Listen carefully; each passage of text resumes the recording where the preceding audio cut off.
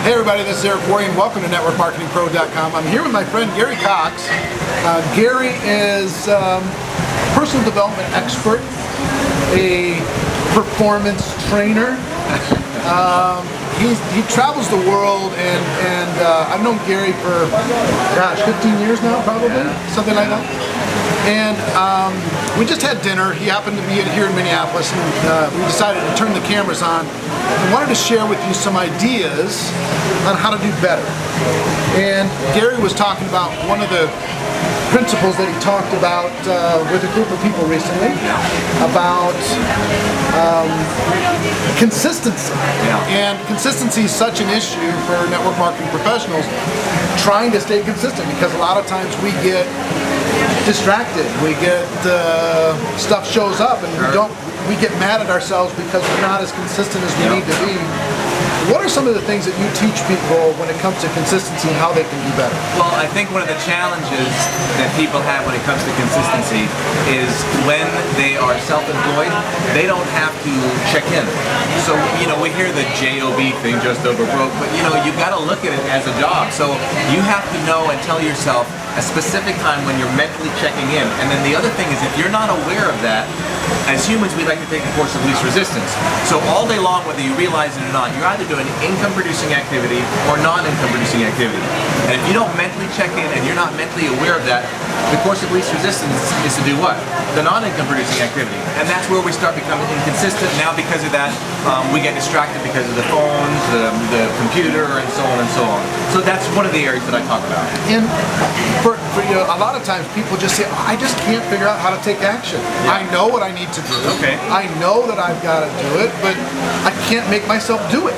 All right, well, there's two things and two things only that cause us as humans to have a design motivation to attain anything. And it's value, the level of importance you place on something, and belief, right? So let's assume that you believe in whatever it is, and you know what you need to do to generate more leads, increase your income, but you can't get yourself to do it. What's the reason? We don't have a high enough what? Value or level of importance. So the key with this is it's either value and belief or excuses. And when you make excuses, you go on a totally different tangent. So if you know what you need to do to get on the phones today or do whatever it is, and you're not doing it, just go right away to my value and belief. You don't have a strong enough value and or belief in yourself and or your products, and also a belief. So how do you raise the value and belief? Well, that's a good point. To raise the belief, listening to interviews like this, reading, going to events, and analyze, why am I not doing this? If I say I want more money, what's wrong with my value if I have belief that I'm not taking the action? And a lot of times it's because you're complacent. If you already have a regular job, you're not maybe 100% successful and you're totally happy with it, but at least it's money and it's okay. And it's just people just become complacent. But what if you had no money, you lost, like let's say we're discussing and consulting with somebody who has a regular full-time job, and they're starting a part-time network marketing business. So my question to them would be, if you lost your job right now and lost all source of income from yourself, your spouse, your bank account, whatever you have, what would you do right now, and all you could do is your business? What would be the action steps? Write them all down right now. And whatever that list is, that's what they need to do right now. And they need to pretend that this is true. I remember when I was going through some major stuff in my life, all right, I pretended that when I had $25,000 in my bank account, that was zero. And I lived as if it was zero. I lived on a mattress in an office. It was my zero. And when you make your zero, it's too late.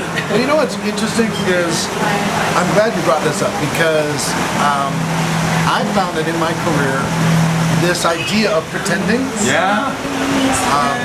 tricking your mind into doing things, tricking your mind that it's more serious than it is, tricking your mind that somebody else is watching you.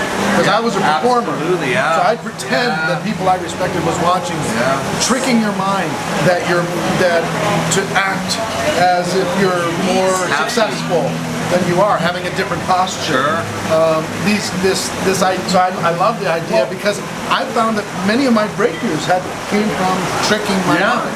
Well, the thing is, I think a lot of times is, as humans, we have a tendency of waiting for our spouse to say, I want a divorce before we start changing things, or, the doctor says we're going to have to cut you open because your diet is terrible.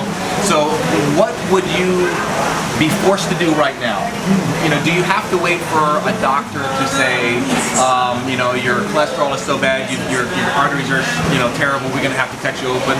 Why can't you change your diet now? So do you have to wait for your job to fire you before you finally say, oh, thank God for firing me, now I'm working in my business? How many people do you know that are successful in network marketing because they got fired? Right. And that's where they went. Well, why don't you pretend you got fired? What would you do right now? Right. Jot it down and take action. Interesting. Yeah. Interesting.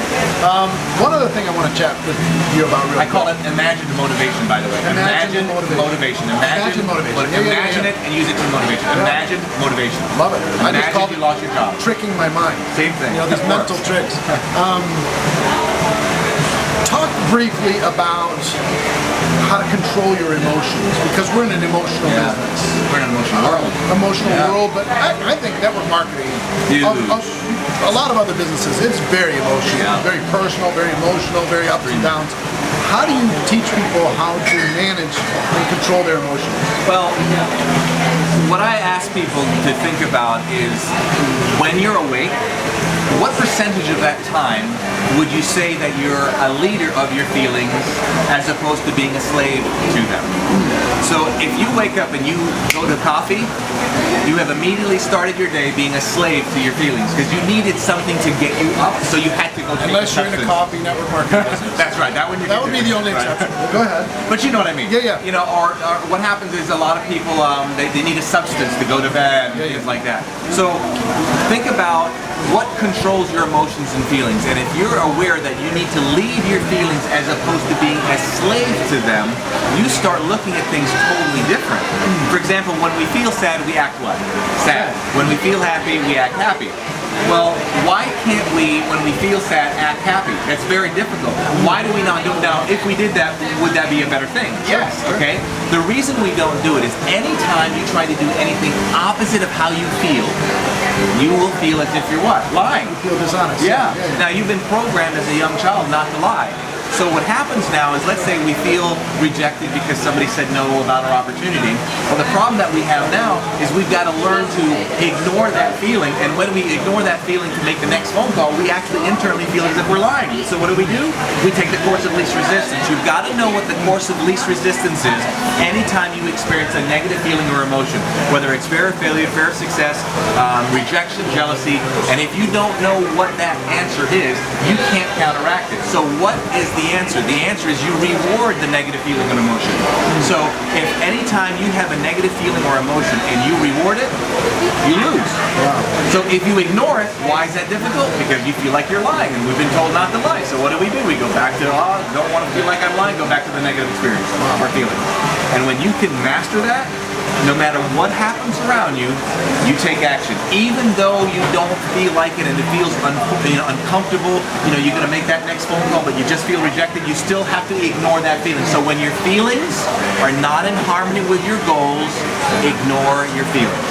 Wow. All right? Now when I say ignore it again. When your feelings are not in harmony with your goals, ignore your feelings. Now I'm not talking about deep-seated, but you get the point, all right? And too often we just become a slave to them. And I see this all day long. I think one of my keys to success, some of my story. My wife and I, we have a baby. She tells me it's not mine. My father is murdered. My grandfather and stepfather died of cancer. Look, I've had to learn to lead my feelings. If not, I'd be in a loony bin right now. Well, listen, I hope you got value from this. Gary's a dear friend. You're going to see more from him in the Network Marketing Pro community.